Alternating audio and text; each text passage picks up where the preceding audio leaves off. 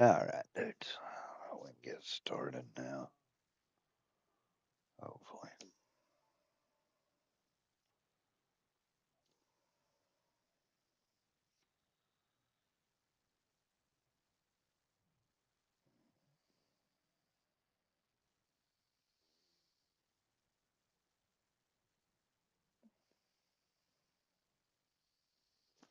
Happy Valentine's Day, everybody. Happy Valentine's Day to my wife. I love her so much. Because it's officially Valentine's Day here when it's after 12, so I like to dedicate this stream to my wife. Without her, I wouldn't have anything. She's very important to me in my life. Now, that's the truth. I think we all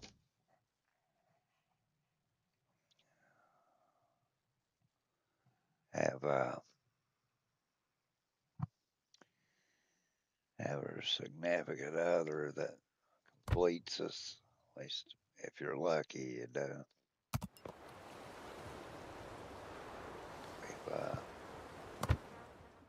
I've been a lucky man since I met her. And, that's the truth. That's most definitely the truth. Now the test server's open as well, so play it some as well. But we're gonna get these before we do. So let's get this done. I guess we'll play some browse.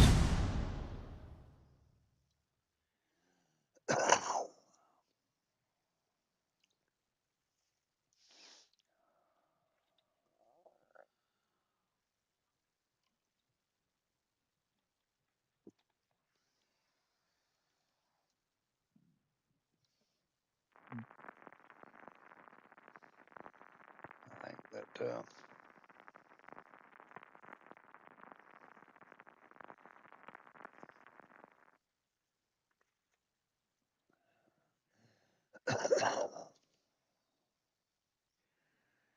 I don't think you gotta buy them flowers and stuff like that. I think it's more of the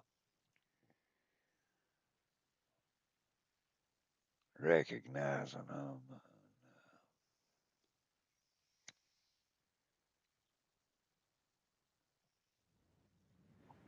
which I don't know. Some women are autopilot mode enabled. General quarters. Are superficial like that, I guess. I mean, that's the one thing I can say about Dina. She's not.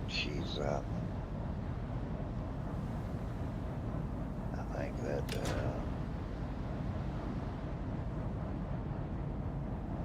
she's more frugal than Awaiting instructions.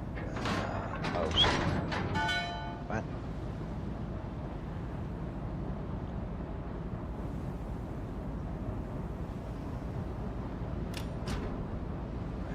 She's definitely more frugal than most women.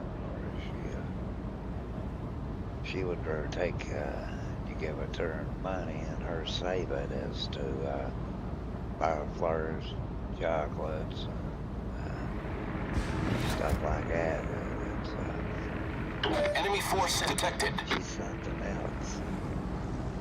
So that's what she got for Valentine's Day. I give her some money and I asked her earlier. I said she loves blueberry cake. I said, "You want to buy you a blueberry cake?" No, I'm just gonna save it.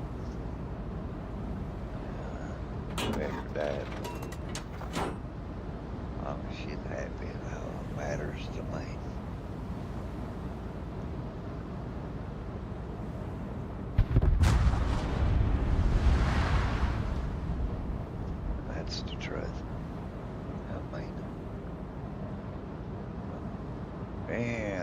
son done took her cruiser out. Her game. We sunk it. Well, punk ass. I'll give you a dose stir. Whatever works. Okay. Torpedoes, direct front.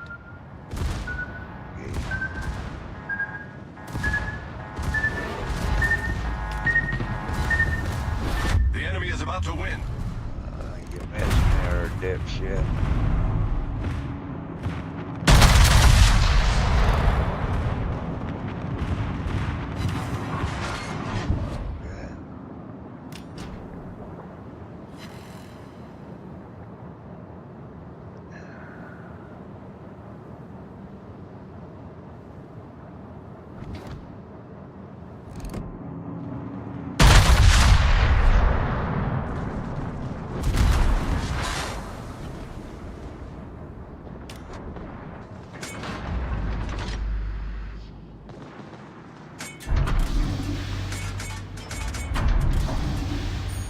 Autopilot mode disabled. Torpedoes, dead ahead.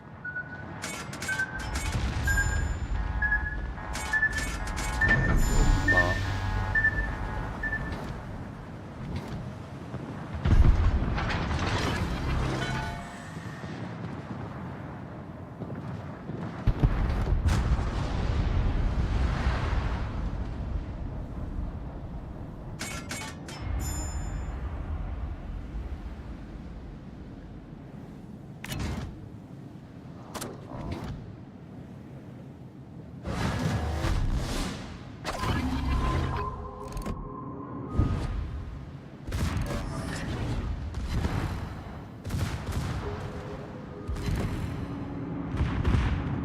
There you go, bro. There you go. We've sunk an enemy destroyer. Uh-huh.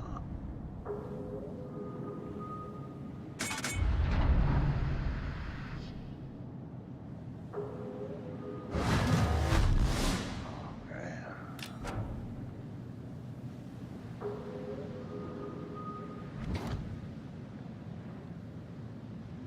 Attention, reporting the target position.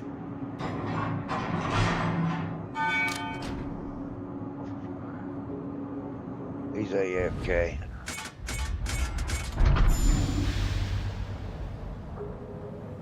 Yep.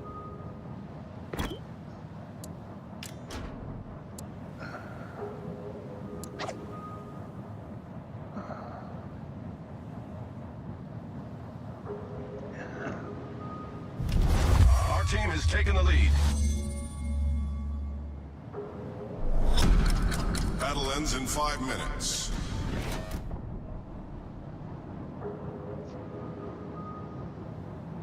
I want to thank him in any way possible.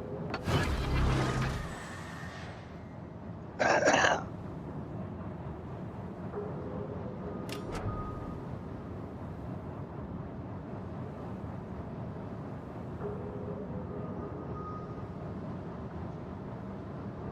don't see why people do that crap, or they'll start a game and walk off knowing good and well it's going to put them in a game. And do their teammates that way. I mean, that's pretty crappy.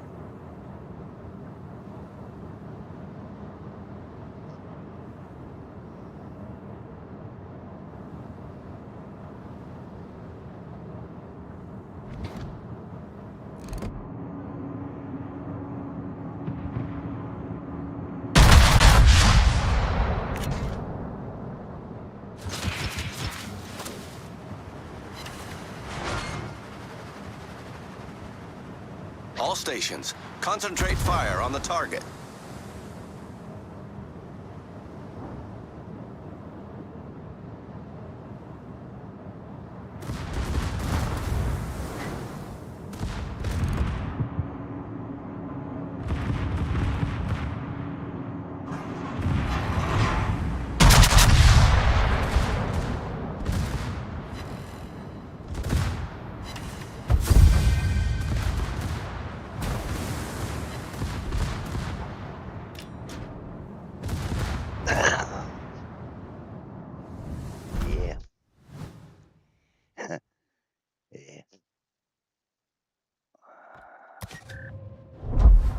punk. A punk.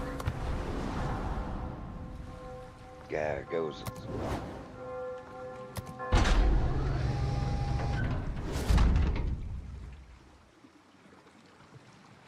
Hey, buddy.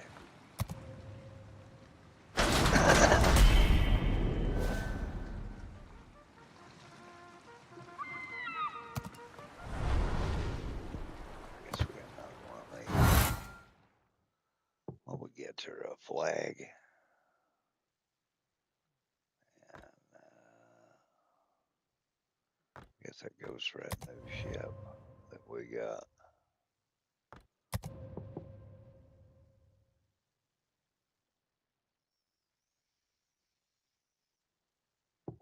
Daggone, boy, we got mile 3 at once, really? I guess we did.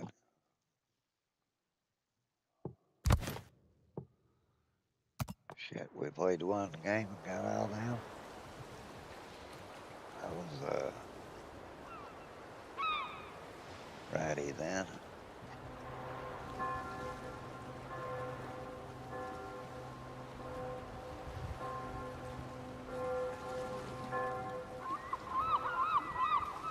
Well, let's, get a little Marco Holo up the road here, bruh. See what we can, what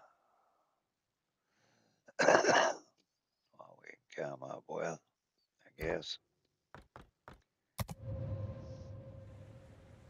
Let's see. Autopilot mode enabled.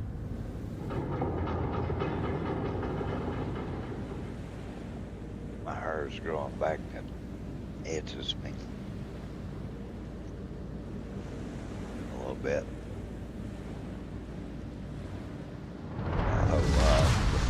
General quarters. See what we can do with old Marco Holo here.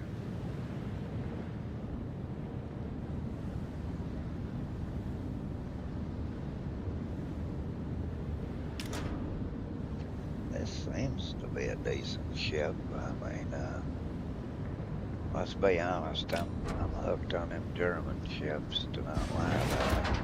Awaiting instructions. I mean, truly not lie about it. I'd like to at least maybe get one more container, and then we'll switch over to the, I forgot today was Thursday. We've been playing a little bit, but surprised me we got all those in one whack. Surprisingly. Spotter airborne. We'll play the test server and get some of those community tokens and see what else we can get into on it. Whatever we do for the month to come, you know. Greetings from Canada. Okay. Enemy force detected. Oh, if I'd,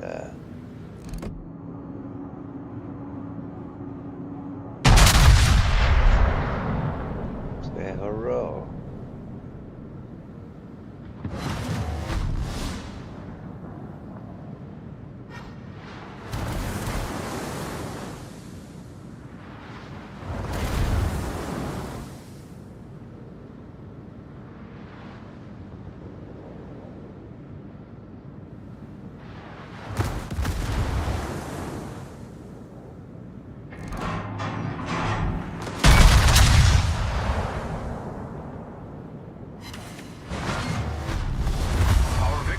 In sight.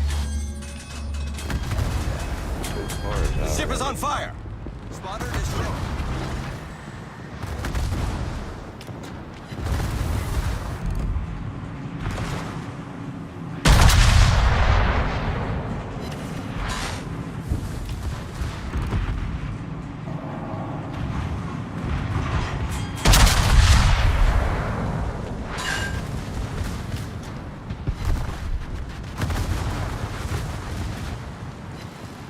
Torpedoes to starboard.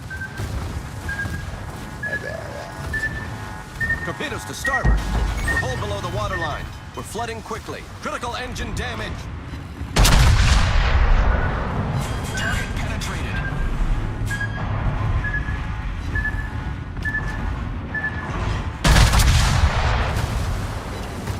Destination reached. Problem solved, sir. Autopilot mode disabled. The ship is on fire.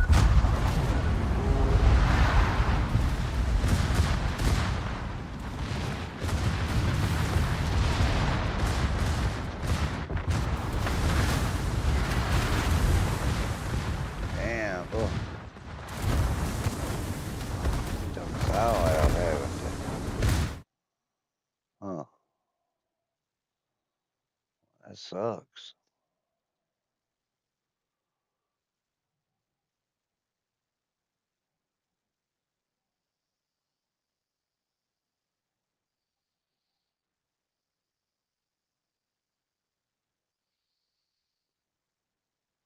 Yeah, okay. The hell Schumer admitted to.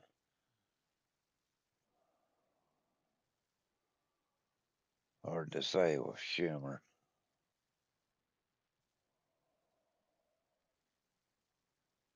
Washington very well. Charlie Hurt joins me now. Charlie, before I talk about the legal thing, I got to talk about what Trump just said. You and I know Washington very well. I grew up in Washington, D.C. I didn't find one program, at least one big department that didn't have a lot of waste and fraud. We all knew this was the case, right?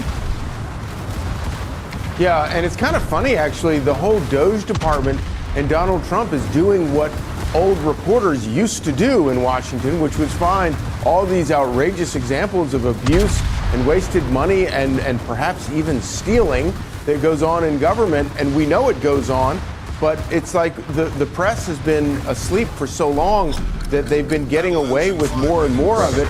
And these are just sort of none of this surprises us. And they're juicy stories. I mean, what's what's really unacceptable from our perspective as journalists, they've been avoiding for decades these juicy stories about corruption inside the government. Yeah. And I think it's twofold. One is because they're sort of, they've become so jaundiced in favor of the bureaucracy. They don't want to ask any really tough questions. And then the other thing is that because Democrats have been in control, during the 8 years of the Obama administration, reporters asked almost zero questions in Washington. Yeah. They didn't want to challenge anything under the Obama regime. Yeah, they went native. You know, you live in Washington, D.C., you go out and have drinks with people that work in government, you become friends. You want an invitation to a White House dinner and that sort of thing. I mean, that's what's going on. You don't want to bite the hand that feeds you. Exactly. And if you're talking about your sources, you don't want to go after them. But that's like reporting 101. Of course you're going to go after your own sources if they do something wrong. Well, of course, talking about the people that are really in the middle of all this mix, Senate Minority Leader Chuck Schumer did finally admit, he was shamed into admitting that government does have some wasteful spending. Let me just roll that tape and get your reaction. Go ahead, roll it. The bottom line is simple. Everyone knows there's waste in government and should be cut, but Doge is using a meat axe. And they're cutting things that are efficient and effective. If you want to make cuts, then you do it through a debate in Congress, not lawlessly by just implementing them. Come on, man. I mean, I could only use that old Biden expression. If he knew there was waste, why didn't he and his fellow Democrats do anything about it? And frankly, Republicans as well. That right there was the waving of the white flag. Chuck Schumer admitting that it is indefensible. The Democrats have no ability to defend this stuff, and so they're acknowledging this. And here's the other thing: what you just said is exactly right. You can't now claim to be on the side of what's right and good after protecting what's wrong and bad for as long as Chuck Schumer has been protecting it. And by the way, if there is valuable spending, and maybe there is some valuable spending in there, I don't know, but if there is valuable spending in there and you care about that valuable spending, then the best way to protect that valuable spending is to not let billions and billions of dollars get thrown away on things that the American people don't want. If you want to protect your ability to do good things in government, then don't do a bunch of bad things. Yeah. But Democrats have led the way in failing to do that. Okay, I hope I don't reveal too much, but Charlie Hurt, just so you know, lives outside of the Beltway. He lives in a state very close to the Beltway, but far enough away, so he never went native. Charlie, great to see you. But I did my time. Yes, you did. You were there. Thank you, Charlie. We'll see you on the weekend on Fox and Friends. Great to see you, David. Taxes is paying the price every single year. Now taxes is TurboTax, beating your last tax pro's price. Switch to a TurboTax expert now.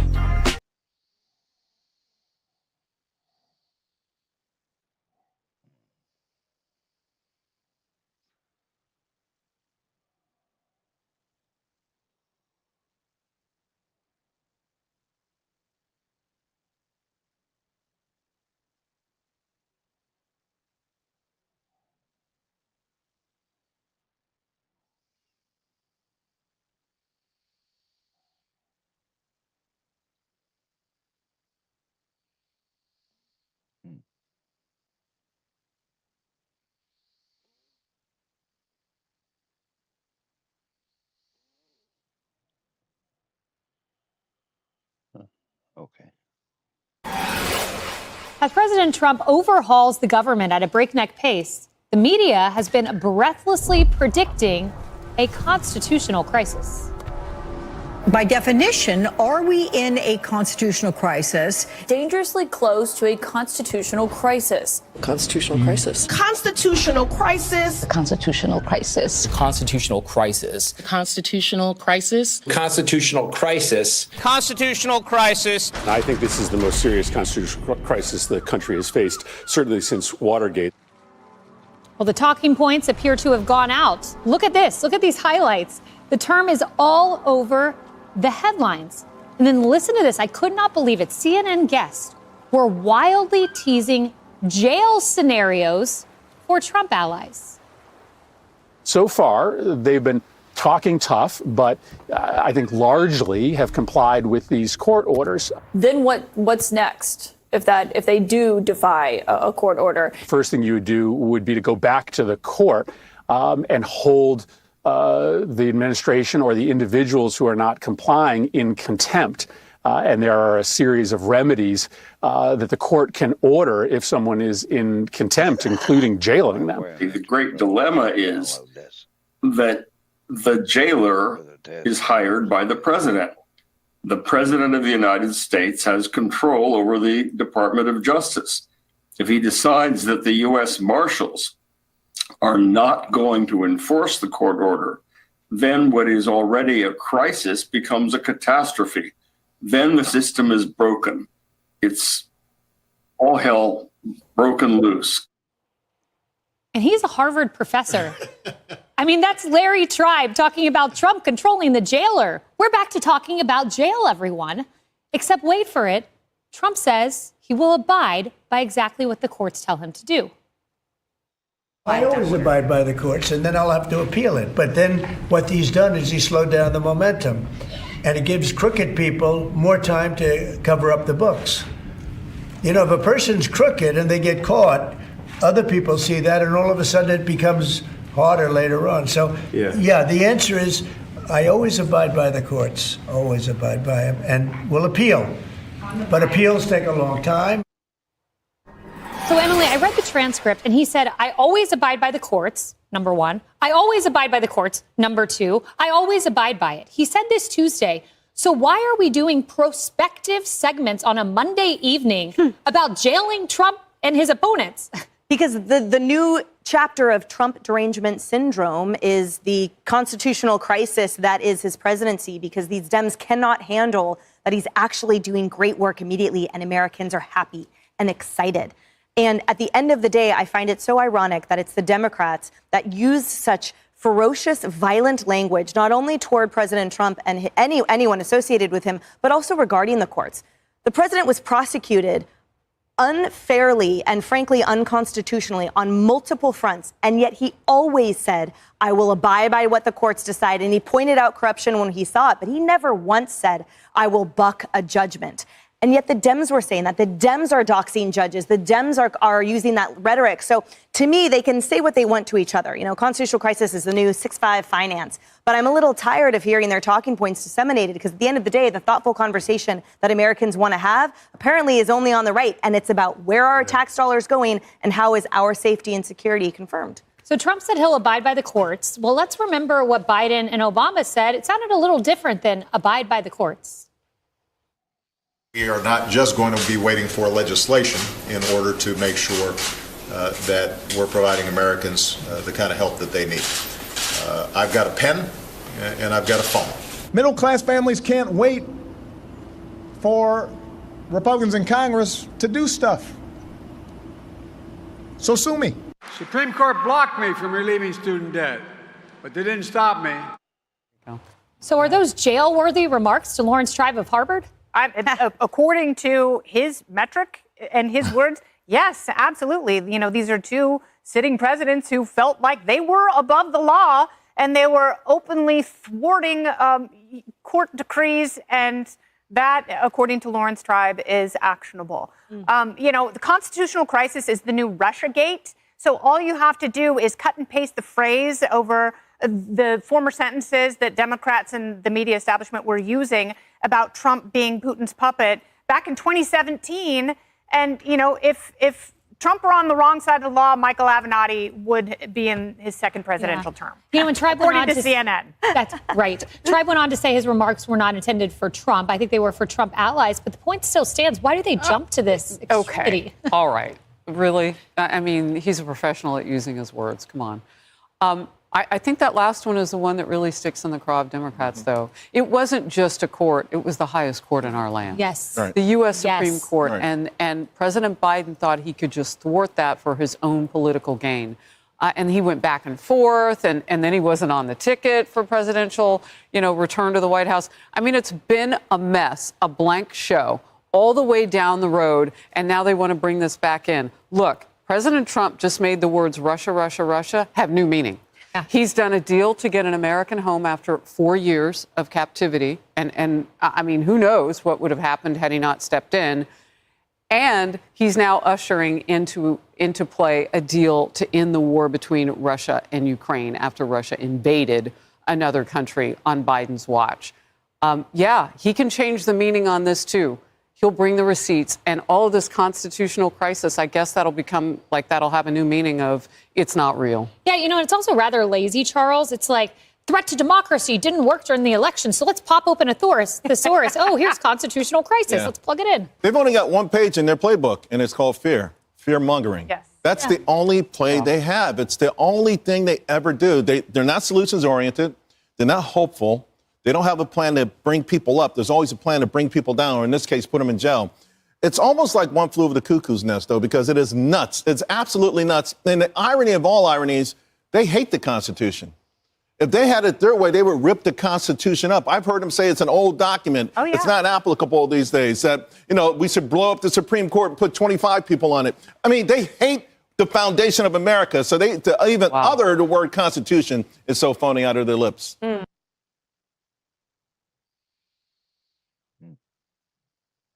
Okay. Yeah, but I don't know, man. It's some of the crap they come up are with. I mean, all the poll shows, everybody's happy with what Trump's done, and I mean, God knows I am. I mean,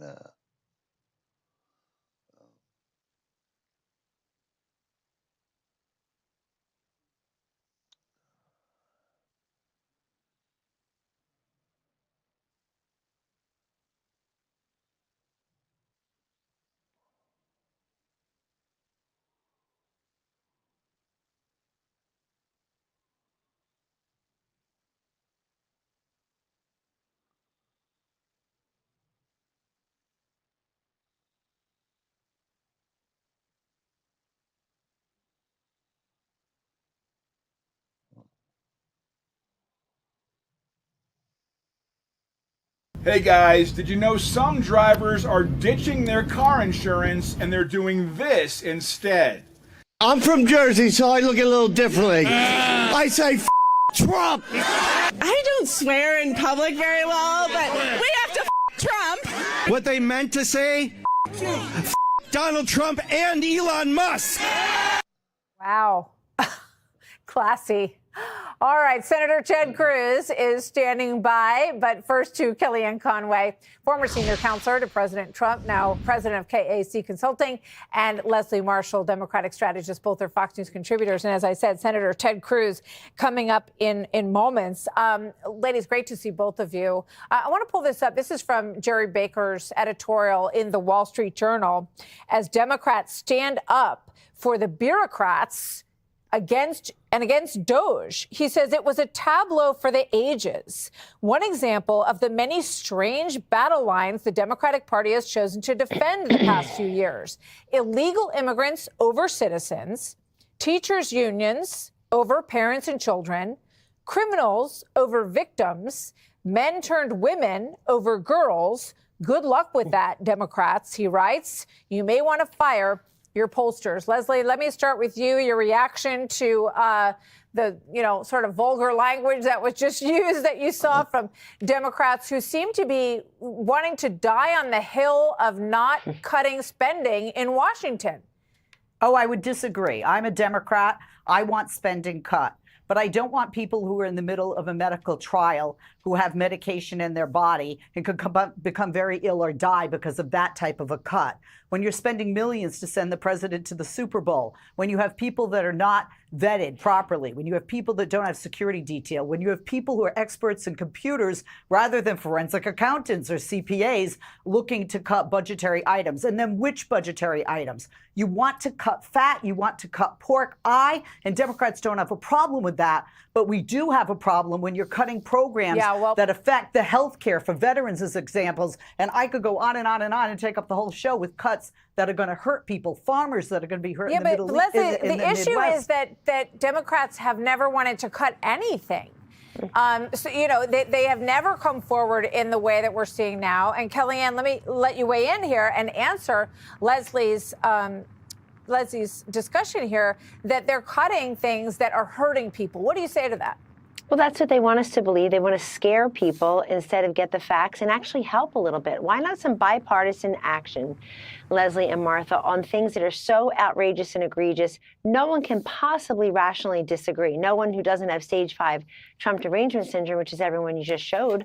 Leslie, I don't think your party looks good right now. And sometimes you just have to say the away team is having a bad season. We're going to regroup. You don't want to defend the indefensible. It is indefensible to say that we should be spending billions with a B on nonsense, on things that don't work anymore and never did. Transgender parades here and spreading atheism in Nepal there. I think the people of Nepal need other things other than godlessness. Look, you know that this was going on the last 4 years. I always disagreed that people said Joe Biden's not doing anything. I think he was doing a lot of harm across this world and in this country. But taking a woke agenda and exporting it to the world and asking all of us to pay for it. Ladies, I'm old at this point. I remember you're politically correct, you're politically incorrect. Ha, we can go have a drink and laugh it off. Now people are saying, excuse me, your wokeness is costing all of us money. You're putting dollar figures behind it.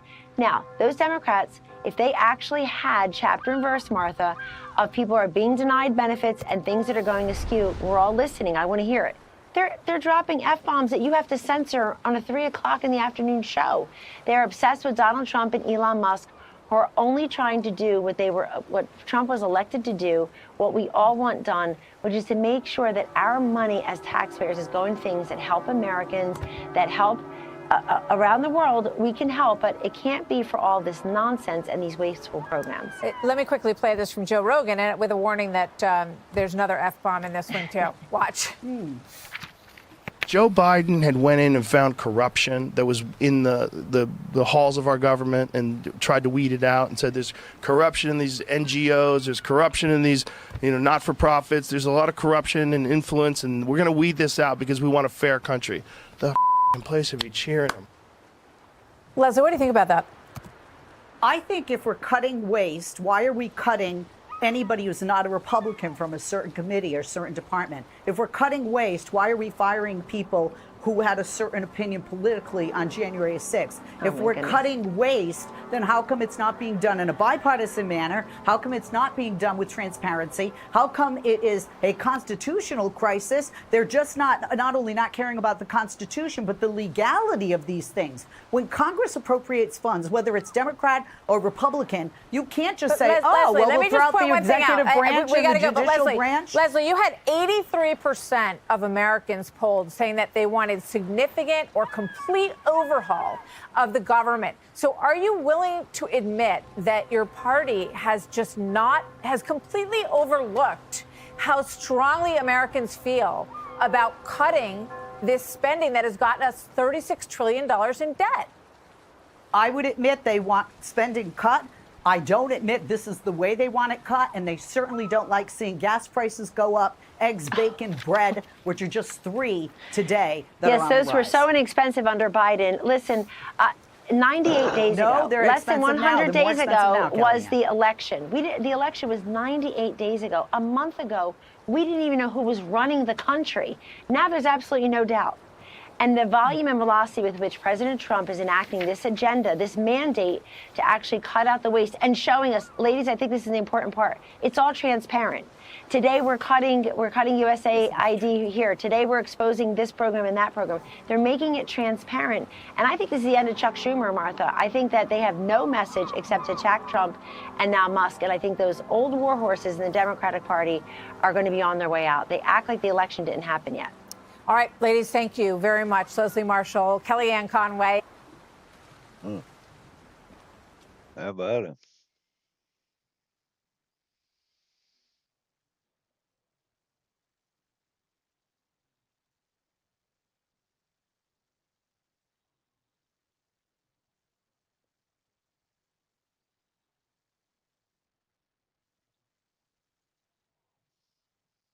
The stock market is open for nearly 7 hours a day, but don't even think about trading it after. Hi, I'm Dave Aquino. Welcome back. Well, Mark Fogel, an American teacher, finally home after more than 3 years in a Russian prison, thanks to President Trump. Fogel was wrongfully detained at a Russian airport in 2021 for carrying what he called medical marijuana. He was sentenced to 14 years in prison.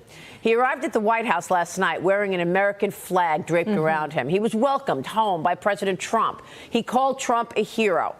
President Trump said that he did a deal with Russia and it could help end the war in Ukraine. Here's what he had to say about this exchange. Watch. What were the terms of this deal, Mr. President? Very fair, very fair, very reasonable, not like deals you've seen over the years. They were very fair. And I think that's going to lead, and somebody else is being released tomorrow that you will know of. But we wanted to get this done, very important. And Steve wanted to actually fly over and get Mark and get him home properly because it could be a pretty tough trip. As you heard, President Trump said we should expect another American hostage to be released today. Joining me now is Fox News contributor, former CIA station chief, who served in Moscow, Iraq, and Pakistan, Daniel Hoffman. Dan, thanks very much for being here.